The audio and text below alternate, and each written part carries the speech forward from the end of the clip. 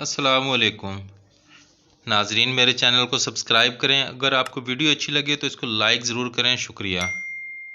ناظرین، میرا نام توقیر لودھی ہے۔ یہ ایک سچی کہانی ہے اور میرے پڑوس کی کہانی ہے جو میں آپ کو بیان کر رہا ہوں۔ اس میں نام فرضی استعمال کیے جا رہے ہیں، باقی کہانی بالکل سچ ہے اور وہ شخص میرے بالکل ساتھ رہتا ہے اور میرا ان کی فیملی سے بہت اچھا تعلق ہے۔ یہ کہانی ایک ایسے ہونہار اسٹوڈنٹ کی ہے جو کہ ہر سال اپنی کلاس میں ٹاپ کرتا تھا، مگر بدقسمتی سے استاد نے اس کی زندگی تباہ کر کے رکھ دی۔ امید کرتا ہوں آپ کہانی مکمل سنیں گے۔ ضیاء انکل ایک مشہور وکیل تھے جن کے 3 بیٹے اور 3 بیٹیاں ہیں۔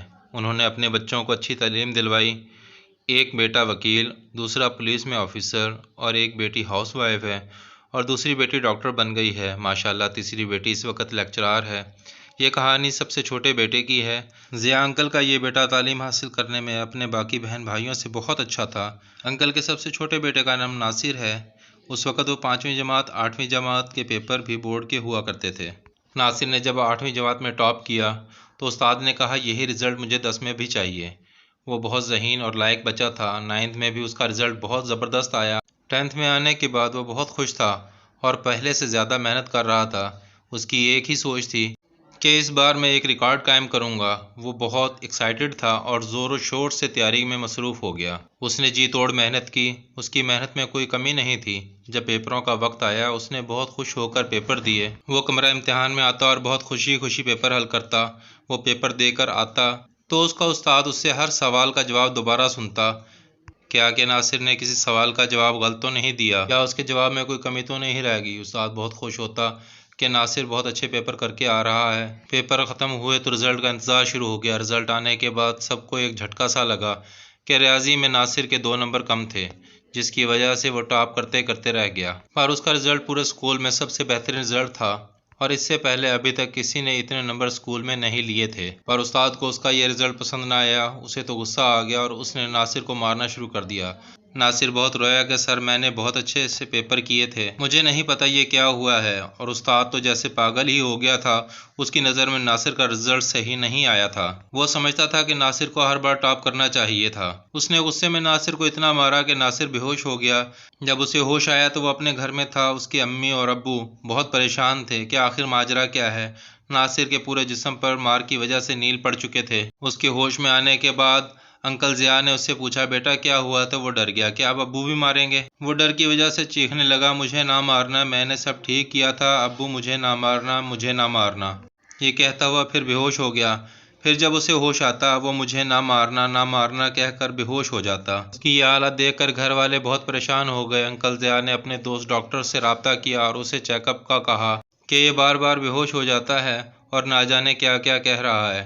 مجھے فکر ہو رہی ہے اس کے ساتھ ایسا کیا ہوا ہے کہ یہ بار بار بے ہوش ہو رہا ہے۔ ڈاکٹر نے دوائی دی اور ناصر کی حالت دیکھتے ہوئے ضیاء صاحب سے کہا کہ آپ ناصر کے سامنے مت جانا، وہ آپ کو دیکھ کر ڈر رہا ہے، صرف اس کی ماں کو جانے دیں اس کے پاس۔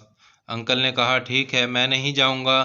جب ناصر کو ہوش آیا تو اس کی امی اس کے پاس گئیں اور تو پوچھا بیٹا کیا ہوا ہے؟ تو ناصر نے سارا قصہ بیان کر دیا۔ اس مار کے بعد اس کے دل میں مار کا بہت خوف پیدا ہو گیا۔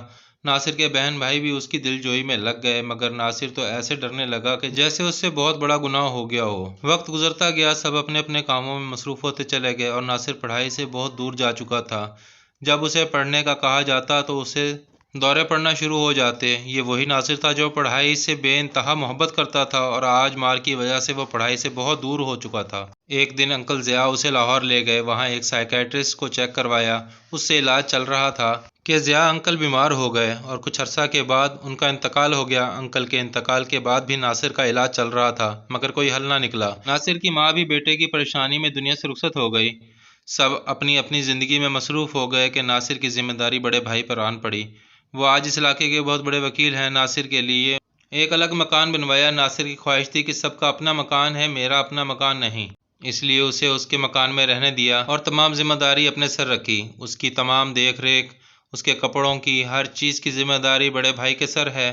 آج بھی وہ کسی چیز کی آواز سن لے تو ڈر جاتا ہے اور ایک انجانا خوف اس پر لرزہ طاری کر دیتا ہے۔ آج بھی ناصر راستے پر چلتا ہوا ہم کلامی کرتا جاتا ہے۔ آج میں ناصر کی طرف دیکھتا ہوں تو مجھے اس پر ترس آتا ہے۔ آج اگر وہ استاد میری کہانی پڑھ رہا ہو تو ان سے کہنا چاہوں گا کہ صرف 2 نمبروں کی وجہ سے آپ نے اس کی خوشیاں چھین لیں۔ استاد محترم، آج ناصر اکیلا ہے، اس کے تمام بہن بھائی اپنے گھروں میں بیوی بچوں کے ساتھ خوشحال زندگی گزار رہے ہیں اور ناصر کی زندگی میں صرف اور صرف تنہائی ہے۔ استاد محترم، آج بھی ناصر کو ہر وہ چیز یاد رہتی ہے جو اس کی نظروں کے سامنے سے ایک بار گزر جائے۔ فرق صرف اتنا ہے وہ اسے بار بار دہراتا رہتا ہے۔ پاکستان کا میچ بہت شوق سے دیکھتا ہے، ایک ایک کھلاڑی کا نام اسے یاد ہے، میچ میں ہونے والی ہر بال اسے یاد رہتی ہے۔ اس کی تنہائی اس کی بہترین دوست ہے اور اس کی اس تنہائی کا ذمہ دار صرف اور صرف وہ استاد ہے جس نے اس بچے پر ظلم کیا۔ امید کرتا ہوں آپ کو یہ واقعہ اچھا لگا ہوگا۔ اگر آپ کو واقعی اچھا لگا ہو تو چینل کو سبسکرائب کریں اور لائک کریں، شیئر کریں اور بیل آئیکن کو دبانا مت بھولیے گا تاکہ نئے آنے والی کہانی سب سے پہلے آپ تک پہنچ سکے۔ شکریہ۔